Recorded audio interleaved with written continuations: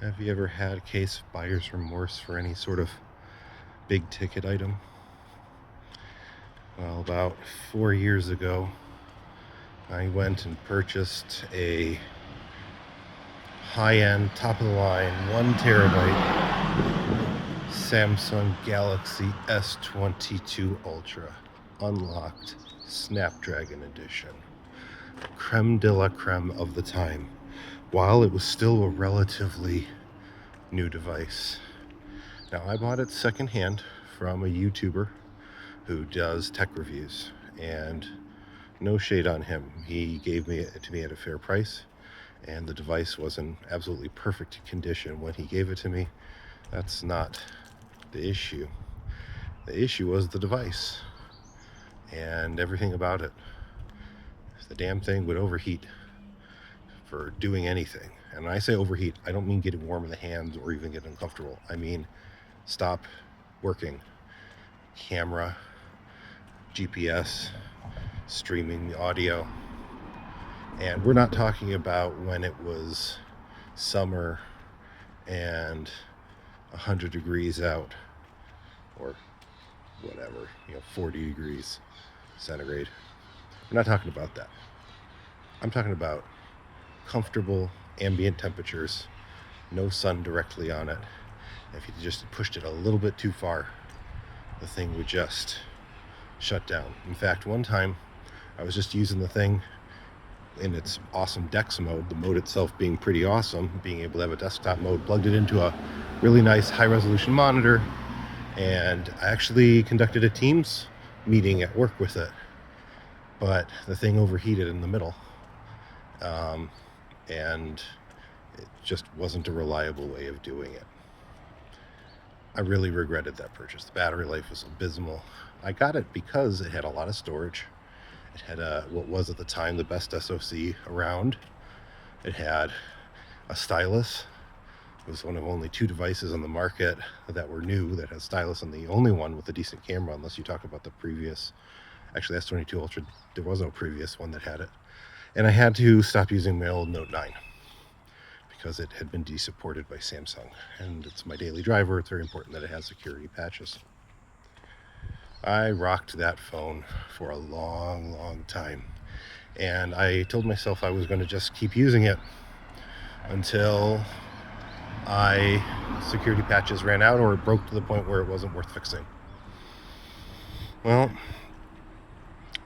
2 battery swaps later, realizing that even that wouldn't fix the absolutely abysmal performance of the runtime, screen on time.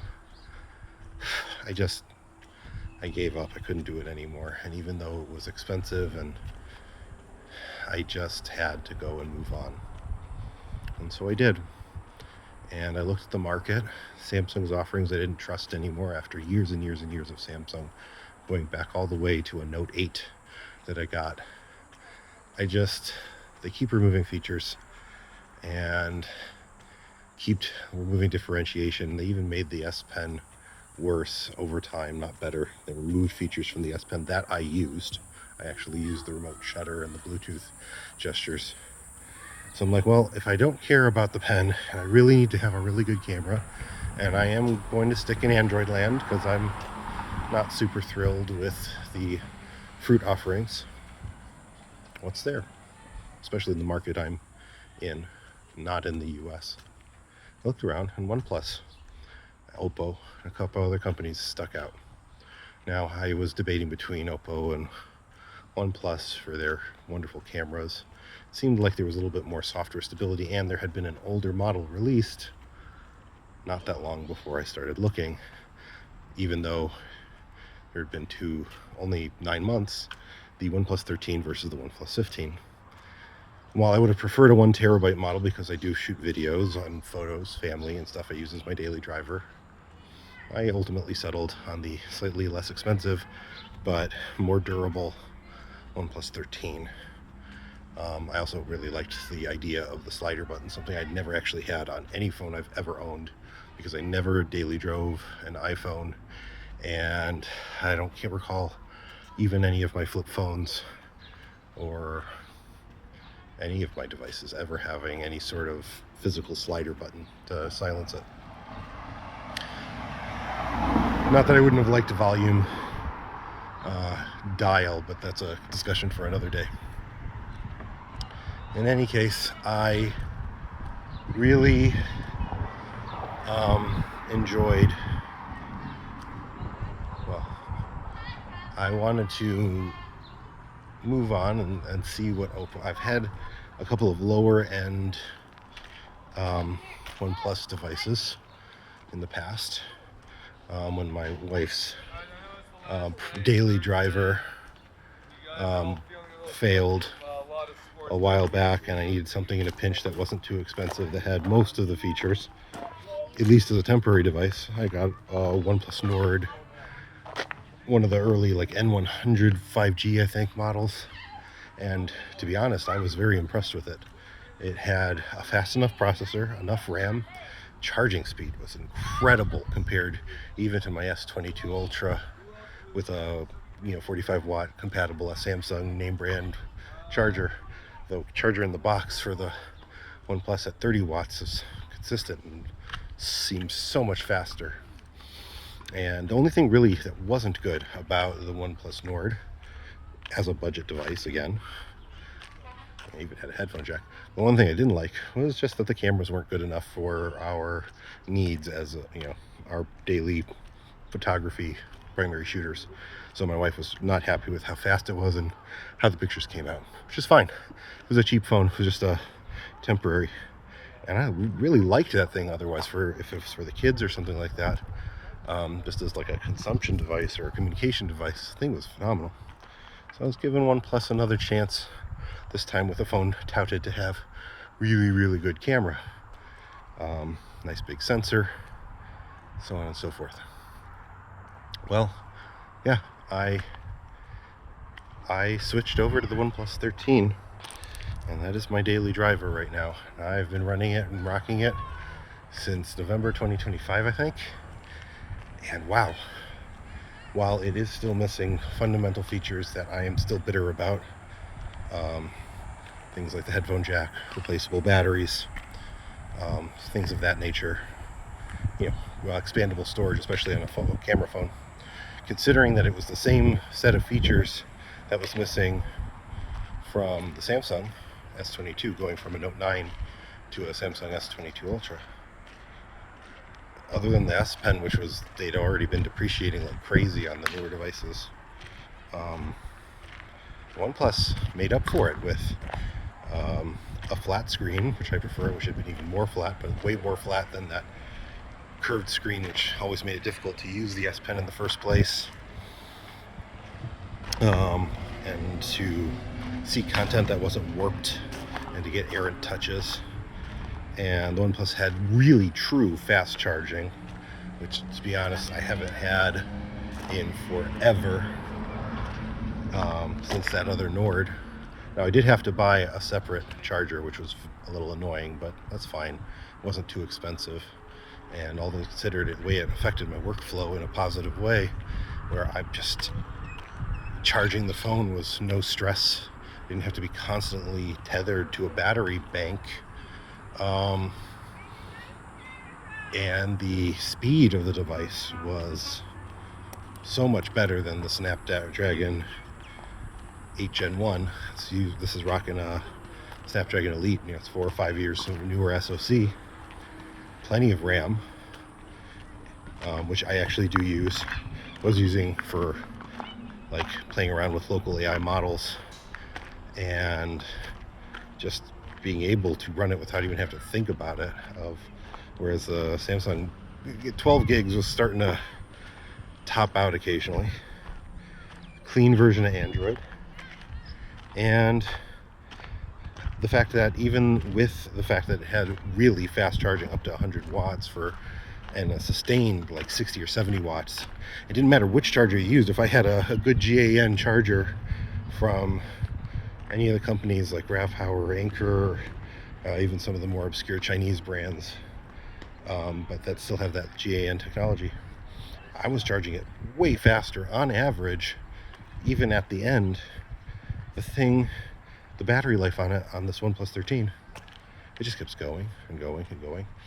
I'm at a point with the OnePlus 13 where I could be at 12% because I wasn't paying super close attention to the charge, walk a half a click to local grocery store, use it as my grocery list and my payment method, and not even worry that the thing would run out of power. I could not do that with my S22 Ultra. If it had been even close to like 25%, I wouldn't even leave the house with it without a battery bank. An unwieldy, heavy, often insufficient battery bank, which also, especially in warm weather, and I get a lot of warm weather over here, it would overheat. And the water resistance I just trusted better. It was a higher IP rating, and that non-glass back, so I don't have to worry about it shattering. I actually went naked with the phone for a while. No case for a long time. Eventually I got one, a couple of different cases that were meh. Like theoretically being able to use QI charging, QI2 at 50 watts, which is higher than any other device. I don't have the QI wireless charger, but like the option is there that it charges faster with wireless than my Samsung would charge wired, even with fully compatible, fully OEM components. Was just incredible. Okay, why am I bringing all of this up? This is kind of a really long rant. Well, news came out yesterday that OnePlus, after a lot of rumors that I didn't even want to propagate, because rumors are rumors, I don't like that, but after a long time, apparently OnePlus is shuttering its doors in Europe and the US.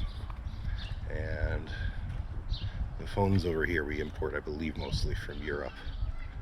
Can get Chinese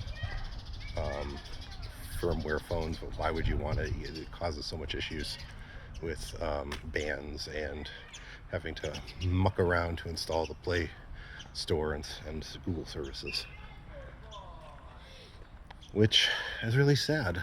OnePlus wasn't quite at the innovation level that Huawei was before they got banned in the US. Certainly nowhere near the innovation level that LG was before they exited the market. LG had some issues with customer service, trust issues after some not great responses to boot loop issues several years before, but they had solved that, the boot loop, and didn't like the boot loop issue. LG did, and their products were all pretty innovative, and they're finally getting up on support longevity. And then they exited the market right when they were starting to make it really interesting stuff. Anyways, now the big markets, and it wouldn't be as big of a deal if Europe wasn't affected, but with OnePlus on the market, Samsung, and to some extent Apple just don't have any more competition. And I know that RAM prices are high right now due to the AI bubble, but the fact that even considering that the prices are high and there's less pressure now from competitors, there's going to be less innovation, there's going to be less standardization of good, interesting features, useful features. This is really awful. I was actually just about to be in a cycle where I was going to be upgrading the family's phones. My wife, she did for a little while, have an S23 standard.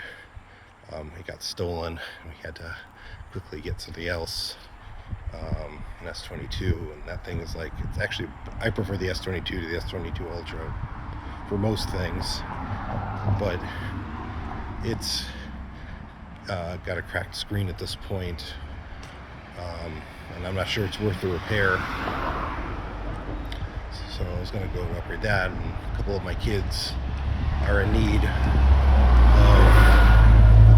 of functional devices and ones that have security patches, and I was going to go to OnePlus and see what they had in the mid-tier They're not super big photo files or video files that they'd be going and taking a lot of content. And maybe there'll be some sales. Maybe that'll be a silver lining. That's a good time to get it just because they're getting rid of stock. Maybe. I'm not holding my breath. That really sucks. I was really starting to push the OnePlus brand. I was really impressed with what they were doing for the most part. I didn't like that they pulled on the 15 and 15R the alert slider, but that's like a minor complaint. So I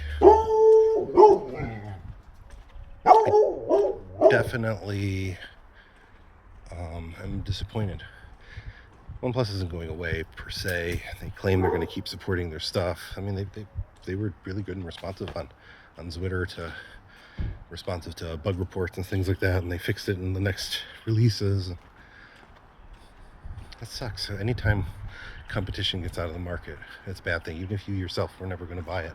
Like I literally just got family members to go ahead and purchase OnePlus devices that were appropriate to them. Huge batteries, fast processors, mega camera on the mid-tier models like the Nord 6 5G, which had like a Snapdragon 8 Gen 3, which is more than enough for the person who was getting it, and that added with I think a 6,000 or even a larger battery. That would have been great. It was great. He's enjoying it. Yeah, so that's kind of the state of the market. I'm not super happy about it. And just one more thing that's really annoying. One of my favorite YouTubers, just some gadget guy, Juan Carlos Bagnell, has a whole rant from several years ago when BlackBerry exited the market for the last time with their key phones, Key 1, Key 2, and then they just shut down. And that really sucked. Not just because there was less competition, but because part of what made Android cool was the fact that you could get phones that weren't for everyone. They were niche phones, niche devices. And quite frankly, the idea of a really secure device with a built-in keyboard in Android land, while not using BBOS, but still just running any app you want and a really solid hardware that does what a certain niche of people need. And that's gone because a lot of tech reviewers didn't like the fact that it wasn't absolutely the best of the best, even though that's not the demographic they were going after. It sucks. Having that with OnePlus kind of brings that sentiment out again. Like, okay, OnePlus might not have been for everyone, but there was enough people where they could have benefited from what it did offer. And people were kind of not endorsing it in the way they would endorse one of the other huge name brands. It just sucks. So, yep.